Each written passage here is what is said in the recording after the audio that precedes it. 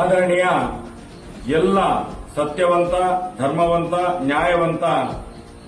ಸೌಜನ್ಯಪರ ಹೋರಾಟಗಾರರು, ರಾಷ್ಟ್ರೀಯ ಹಿಂದೂ ಜಾಗರಣ ವೇದಿಕೆಯ ಕಾರ್ಯಕರ್ತರಿಗೆ,